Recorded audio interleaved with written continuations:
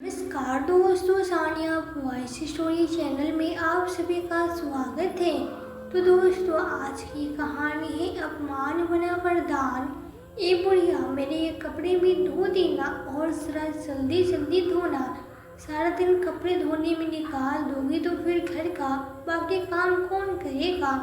रेणुका जी की बड़ी बहू पूनम अपनी सास से कपड़े धुलवा रही थी। तभी छोटी बहू ज्योति भी अपने कपड़े लेकर वहां आ जाती है और अपने कपड़े भी धोने के लिए कहती है। रेणुका जी दोनों बहुओं के कपड़े धोने लगती है। कपड़े धोकर बैठी ही थी, तभी पूनम कहने लगी, ए बुढ़िया, आकर मेरे बर्तन धो दे। ठीक है बहू। रेणुका जी कपड़े धोकर आ चुकी थी, किंतु फिर भी बहू के कहते ही उठकर धीरे धीरे चलते हुए किचन में जाती है और बर्तन धोने लगती है। बर्तन धोने के बाद किचन से बाहर आती है, तभी ज्योति आवाज़ लगाती है और कहती है, बुढ़िया, अगर उनके बर्तन धुल गए हो तो आके मेरे भी बर्तन धो दे। रेणुका जी धीरे से कहती है, अभी आती हूँ बहू। और यह कहकर अपनी कमर पे हाथ रखकर दूसरी बहू के किचन में चली जाती है और फिर ज्योति के किचन के बर्तन धोने लगती है। बर्तन धोने के बाद रेणुका जी बाहर आंगन में आकर खाट पे बैठ जाती और सांस लेने लगती है। तभी इतना काम करने के बाद रेणुका जी की कमर में दर्द हो चुका था, किंतु अभी तो बहू के और भी काम करने थे। तभी दोनों बहुएं अपनी अपनी सब्जी लेकर आ गए और कहने लगे, ले बुढ़िया, पकड़ हमारी सब्जी काट दे। तो रेणुका जी दोनों बहू की सब्जी काटने लगती है। सब्जी काटने के बाद दोनों बहू ऑर्डर देती है कि बुढ़िया जा कपड़े उतार कर ला। रेणुका जी छत पे जाती है, भाग करके कपड़े उतार कर लाती है। दोनों बहू ने कपड़े की तह बनाने के लिए कहती है। रेणुका जी दोनों बहू के कपड़े की तह बनाती है तो दोनों बहुएं अपने अपने कपड़े उठाकर अपने अपने कमरे में चली जाती है। तो दोनों बहू के कमरे में जाने के बाद रेणुका जी भी अपने कमरे में आ जाती है। रेणुका जी धीरे धीरे चलकर अपने कमरे में अपनी चारपाई पर आकर बैठ जाती है। रेणुका जी का कमरा ज़्यादा बड़ा नहीं था, एक पलंग बिछा हुआ था और पलंग के बराबर में एक अलमारी था जिसमें रेणुका जी अपना सामान और अपने कपड़े रखा करती थी। अलमारी के ऊपर एक संदूक रखा हुआ था, उसमें भी रेणुका जी ने अपना सामान रखा हुआ था।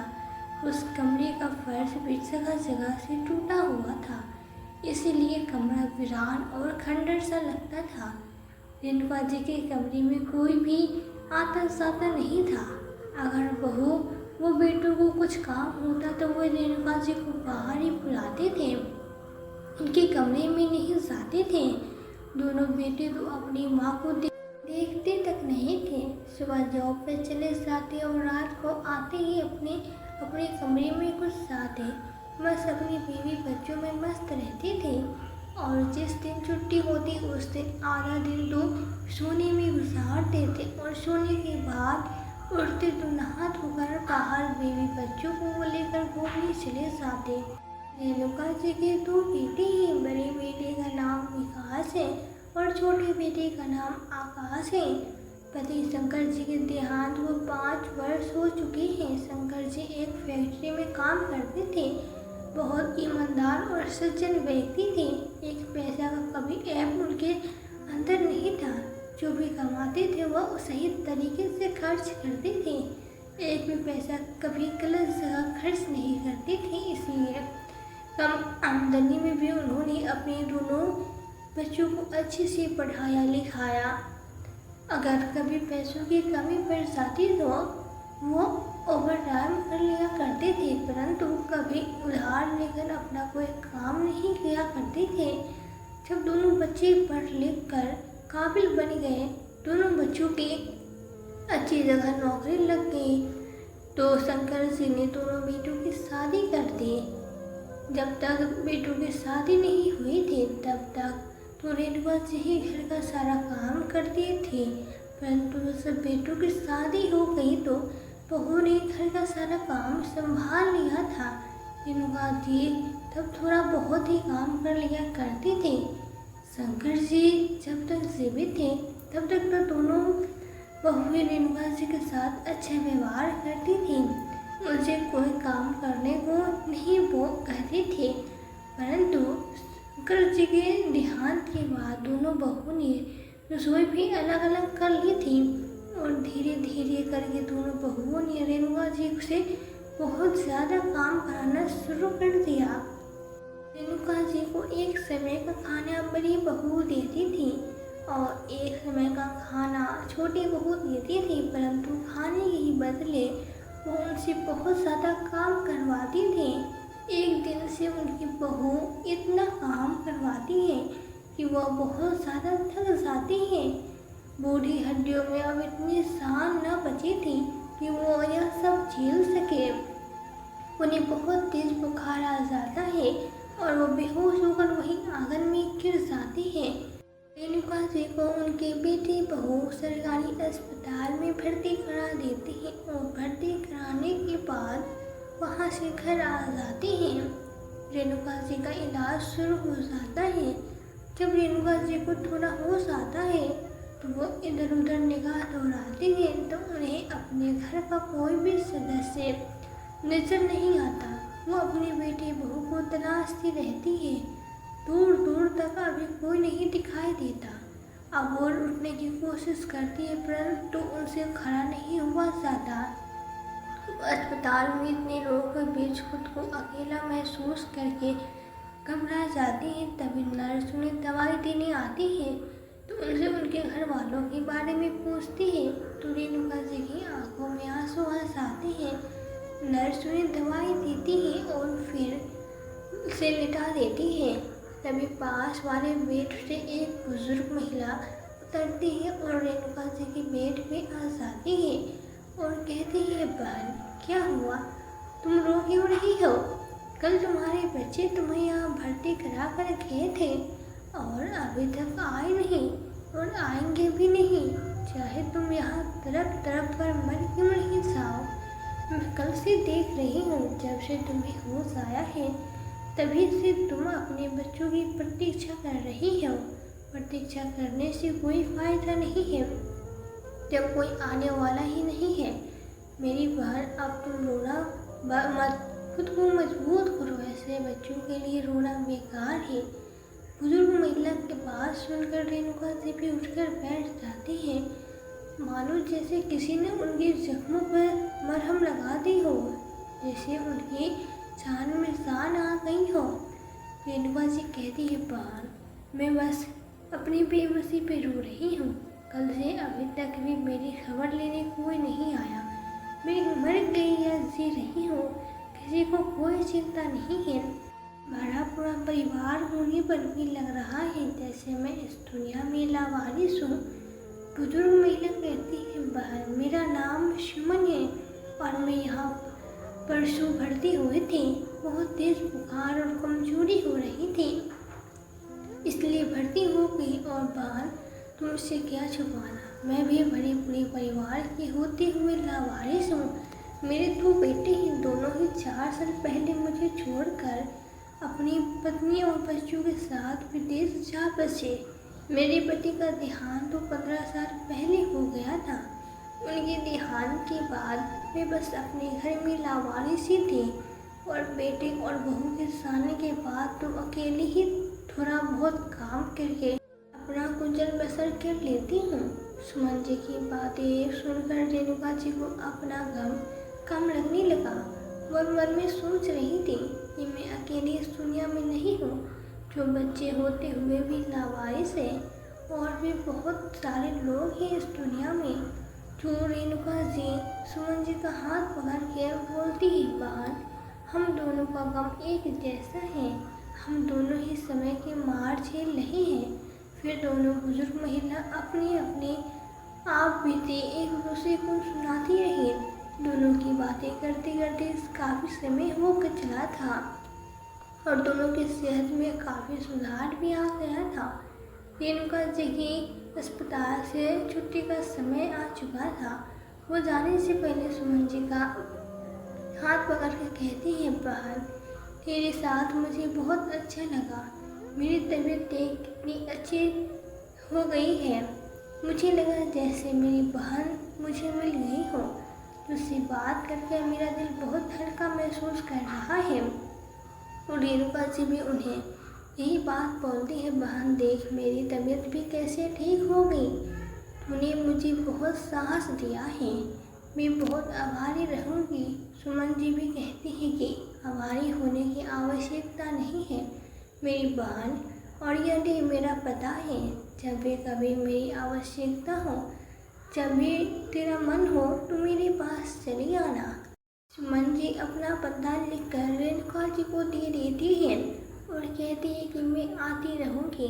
फिर दोनों गले लग जाते हैं और सुमन जी अस्पताल से अपने घर चली जाती हैं।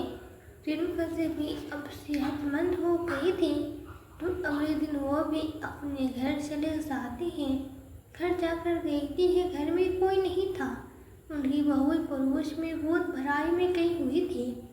वो सबसे पहले किचन में जाती है, दाल चावल बने हुए थे तो वो थोड़े से प्लेट में डालकर अपने कमरे में आ जाती है और फिर खाने लग जाती है। खाना खाने के बाद अपने कमरे की साफ सफाई करती है और फिर सो जाती है। कुछ समय बाद जब घर के अंदर बहुएं आती है तो किचन में जाती है। किचन में उन्हें कुछ अजीब सा महसूस होता है। जैसे वो खाना देखती हैं तो उन्हें कम मिलता है, देखते ही चौंक जाती हैं।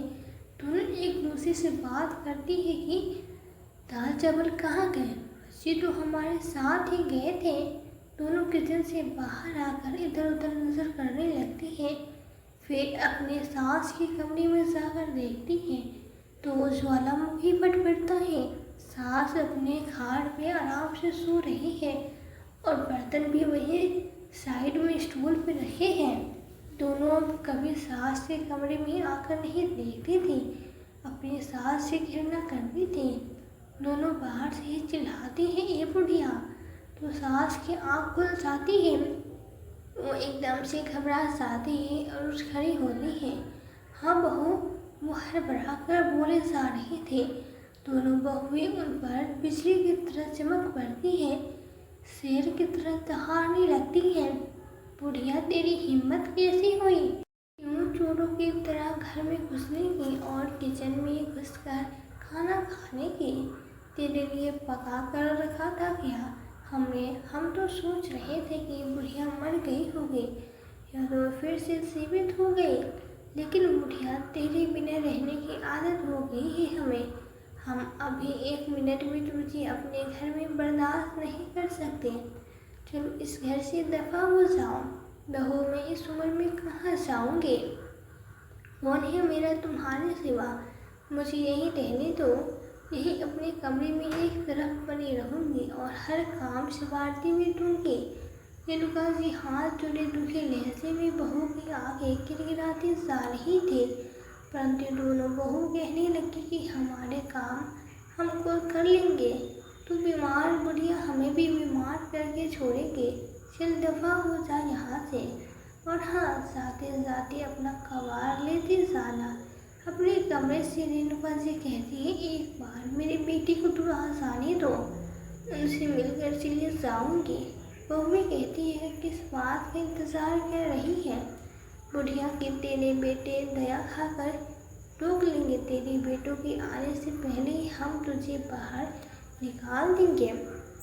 रेणुका जी मजबूरन अपने कमरे में जाती है और अपना सामान समेट कर बाहर आ जाती है। तो दोनों बहुएं कहती है, चल निकल, वो क्या देख रही है, खाए किया हमें, चल भाग यहाँ से। रेणुका जी दिल पे पत्थर लिए, दोनों आंखों में आंसू की धारा लिए बोझल कदमों से अपना सामान उठाकर घर से बाहर निकल पड़ती है। बाहर बैठकर सोचने लगती है कि अब कहाँ जाए, मेरे नसीब में मुझे कहाँ लाकर खड़ा कर दिया। जाओ तो जाओ कहाँ? बच्चे होते हुए भी मैं आज अनाथ हो गई हूँ। या बुढ़ापा भी और क्या क्या दिखाएगा। हे ईश्वर मेरी मदद करते ही उनके दिमाग में सुमन जी की तस्वीर उभर आती है और सोचती है कि सुमन जी के पास जाऊँ या न जाऊँ। फिर मन में ठान लिया कि चल कर देखती हूँ। वह सुमन जी के लिए दिए हुए पते पे निकल पड़ती है। इधर दोनों बहुएं अपने पति के आने से पहले ही रेणुका जी के कमरे को धोकर इसका शुद्धिकरण करती है और चैन की सांस लेती है। अब रेणुका जी सुमन जी के पते पे पहुंच जाती है। दरवाज़ा खटखटाती है तो सुमन जी दरवाज़ा खोलती है क्योंकि वो अपने घर में बिल्कुल अकेली होती है। दोनों एक दूसरे को देखकर बहुत खुश होती हैं। सुमन जी रेणुका जी को अंदर ले जाती है, पानी पिलाती है। पानी पिलाने के बाद सबसे पहले उनके लिए खाना बुलाती है। रेणुका जी खाना खाती है, फिर दोनों बातें करने लगती है। रेणुका जी सुमन जी को सब बातें बता देती है। बताते बताते उनकी आंखों से आंसू बहने लगते हैं। सुमन जी उनके आंसू साफ करती है और गले से लग जाते हैं। रेणुका जी के पास अपनी सास के दिए हुए और अपनी मेहनत से किए हुए कुछ गहने थे। एक तो उनमें से 10 तोले सोने का हार ही था। कैसी भी परिस्थितियाँ आए परंतु शंकर जी ने रेणुका जी से कभी उनके जेवर नहीं मांगे। बेटों की शादी में भी उन्होंने जेवर खुद से ही बनवाए थे, इसलिए रेणुका जी के पास जेवर बच गए थे। उनकी बहू को तो पता ही नहीं था कि उनके सास के पास इतने सारे जेवर हैं, नहीं तो वो उनसे घर से कभी नहीं निकालती। हमारी माँ के पास जेवर यह बात तो रेणुका जी के बेटों को भी नहीं पता था, क्योंकि उन्होंने कभी अपने बेटे को अपने जेवर नहीं दिखाए थे। रेणुका जी के कमरे में वैसे भी कोई नहीं जाता था तो देखता भी कौन। सब बेटे और बहू को यही लगता था। रेणुका जी के पास तो एक फूटी कौड़ी तक नहीं थी। वे सारे जेवर रेणुका जी अपनी बहू को देना चाहते थे, किंतु उनकी बहू इस लायक थी ही नहीं कि वो अपनी सास से वो गहने पा सके। सुमन जी के घर के नीचे एक बहुत बड़ी दुकान थी। वो दुकान उन्होंने पहले किराएदार पर ले रखी थी, परंतु किराएदार दुकान खाली करने के लिए तैयार नहीं था। बड़ी मुश्किल से सुमन जी ने उनसे दुकान खाली करवाई थी, इसलिए वो अपनी दुकान किसी को किराए पर नहीं देती थी कि कहीं कोई अकेली औरत समझकर कब्जा न कर ले। और सुमन जी के दोनों बेटी उनको कोई खर्चा भी नहीं भेजते थे। वो बहुत मुश्किल से अपना गुजारा करती थी।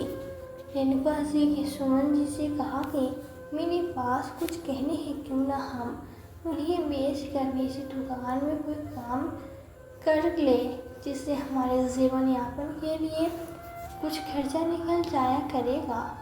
सुमन जी को रेणुका जी को यह बात समझ में आ जाती है और वो दोनों गहनों को बेचकर अपना व्यापार शुरू कर लेते हैं। वो नीचे दुकान में जनरल स्टोर खोल लेती है। जनरल स्टोर खोलने में सुमन जी का भांजा उनकी काफ़ी मदद करता है। अपने भांजे की मदद से वो दोनों धीरे धीरे जनरल स्टोर का पूरा काम समझ जाते हैं। उनकी दुकान की आमदनी आरंभ हो जाती है, जिससे उनका जीवन यापन आराम से व्यतीत होने लगता है। धीरे धीरे उनका जनरल स्टोर अच्छा चल जाता है। दोनों अपने स्टोर पे काम करने के लिए लड़के और लड़कियां रख लेती हैं। रेणुका जी और सुमन जी की दुकान पे कोई काम नहीं करती थी। सारा काम वो लड़की और लड़कियों से करवाती थी और खुद हिसाब किताब देखती थी। दोनों बुजुर्ग महिलाएं उस घर में आराम से खुशी खुशी रहती हैं। दिन भर अपनी दुकान में व्यस्त रहती। दिन में बीच बीच में ऊपर चक्कर लगाते रहते। जब रेणुका जी दिन में ऊपर जाकर आराम करते तो सुमन जी दुकान संभालते, और जब रेणुका जी नीचे आ जाती तब सुमन जी ऊपर जाकर आराम करते। रात में आकर खाना बनाते और कभी खाना बनाने का मन नहीं करता तो और बाहर से खाना ऑर्डर कर लेते और हंसी खुशी से सो जाते। एक दिन रेणुका जी के बेटे और बहुएं उनके स्टोर से सामान लेने के लिए आते हैं। जब वो सामान लेते हैं तो सुमन जी रेणुका जी को आवाज़ लगाती है कि रेणुका जरा इधर तो आना, जरा इनका बिल बना देना। तभी अंदर से रेणुका जी की आवाज़ आती है। उनकी बेटी और बहू की नज़र अपनी माँ रेणुका जी पे पड़ती है। वो बेटे और बहुएं उनको देखते रह जाते हैं। रेणुका जी कॉटन की कल्फ लगी हुई महंगी साड़ी पहने हुए थे। वहाँ वो फटी हुई और मैंने साड़ी पहनने वाली रेणुका से अब कहाँ यह महंगी साड़ी पहनने वाली रेणुका से, दोनों में ज़मीन आसमान का फर्क था। रेणुका जी के बेटे और बहू को ये सदमा लग जाता है और वो सभी अपनी माँ के पास जाते हैं। उनके बेटे और बहुएं कहती हैं, माँ आप यहाँ कैसे, आप यहाँ नौकरी करती हैं क्या? सुमन जी कहती नहीं, ये यहाँ नौकरी नहीं करते हैं, या तो यहाँ की मालकिन है। यह सुनते ही बेटे और बहुओं के होश उड़ जाते हैं। अब बोलने की बारी रेणुका जी की थी। यह कहती है कि तुम लोगों ने मुझे किसी लायक नहीं समझा। तुम्हारे पिता के देहांत के बाद तुमने मुझे अपनी नौकरानी बनाकर रख लिया। तुम दोनों को यह नहीं पता था कि मेरे पास बहुत सारे जेवर थे और वो सब में तुम सबको देना ही चाहती थी। लेकिन जब तुमने मुझे मेरे ही घर से निकाल दिया तो हमने उन गहनों से अपना कारोबार शुरू कर लिया और आज हमारे पास भगवान का दिया हुआ सब कुछ है। सबके मुंह खोले के खुले रह जाते हैं। रेणुका जी की बहू को जब पता चलता है कि हमारी सास के पास इतने सारे जेवर थे, तब वो दोनों अपना सर पीटती रह जाती हैं। बेटी और बहू रेणुका जी से माफ़ी मांगती हैं और उन्हें अपने साथ घर चलने के लिए कहती हैं, परंतु रेणुका जी साफ मना कर देती हैं कि अब उस घर में मैं कदम भी नहीं रखूँगी। सुमन जी उन चारों को वहाँ से भगा देती है। अब वो सब इतना सारा धन हाथ से निकालने पर पछतावे की अग्नि में जल रहे थे और एक दूसरे पे इल्जाम लगा रहे थे।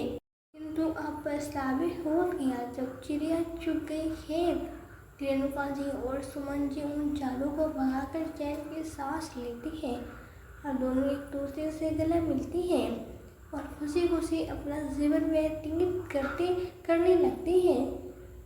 दोस्तों, इंसान को किसी भी परिस्थिति और किसी भी उम्र में हिम्मत नहीं हारनी चाहिए। हिम्मत न हारने वालों की हमेशा जीत होती है। तो दोस्तों, उम्मीद करती हूँ आपको कहानी पसंद आई होगी। कहानी पसंद आए तो वीडियो को लाइक करें और सानिया वॉइस स्टोरी चैनल पर पहली बार आए हैं तो सब्सक्राइब करके बेल आइकन घंटी ज़रूर दबा लें। कहानी को पूरा देखने और सुनने के लिए दिल से धन्यवाद।